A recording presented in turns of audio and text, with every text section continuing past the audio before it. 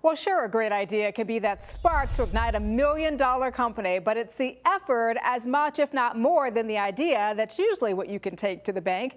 That's why today, as part of our My Career series, we are talking to two women who have seen amazing success after facing common pitfalls in starting their own companies.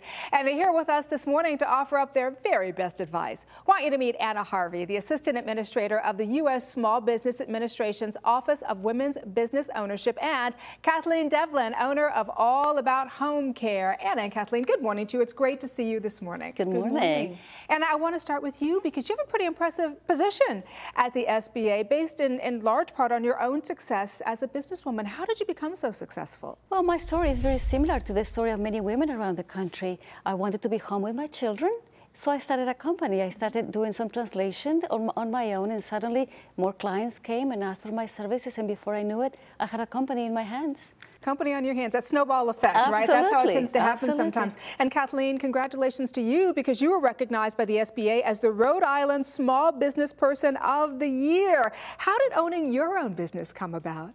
Well, I was ready to do it on my own.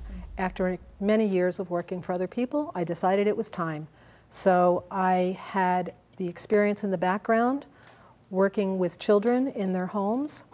I had a family experience with a grandmother that needed assistance in her home, and I just put all the pieces together and decided to start All About Home Care in 2003, at which point I had to figure out how to get the business started at the same time as running a household, so I chose to become one of my own caregivers.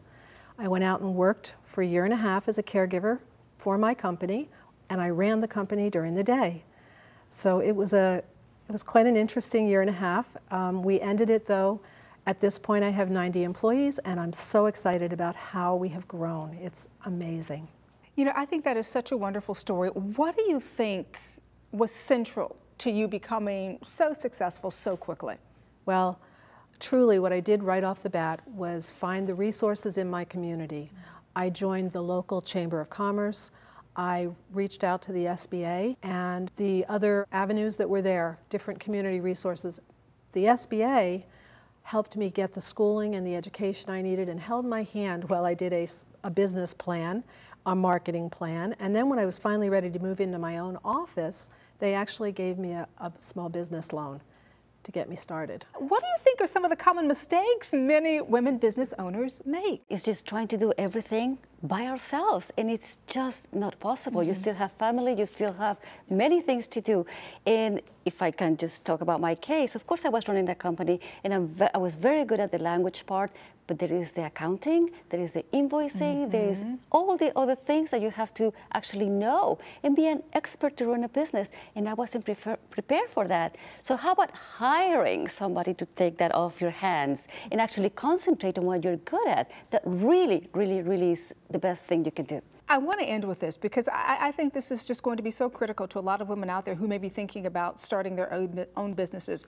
Given your successes, what would you say is the one piece of advice that you could give women today who are thinking of starting their own businesses? Anna, let's begin with you. Absolutely. It's just get that group of peers or counselors or mentors that would check your homework. We know you have the idea, we know that you have the drive, you know you can do it.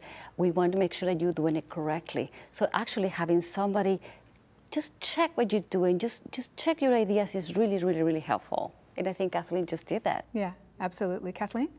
Well, to piggyback on that, I think once we have that group, we also need to be careful that we share with them. We have to open up and let them know what is going on with us so they can give us the advice to help us. And then lastly, be careful that you don't burn out. We are so quick to say we can do this, we can do that. We think we can do it better than everybody. We really can't. We really need to be careful to get the help we need when the time comes. Great advice, ladies, and thank you so much for coming by and sharing it with us on the show this morning. Thank you. Thank you. And if you want more information on the help you can get in starting or growing your own small business, simply head to the website. It is sba.gov.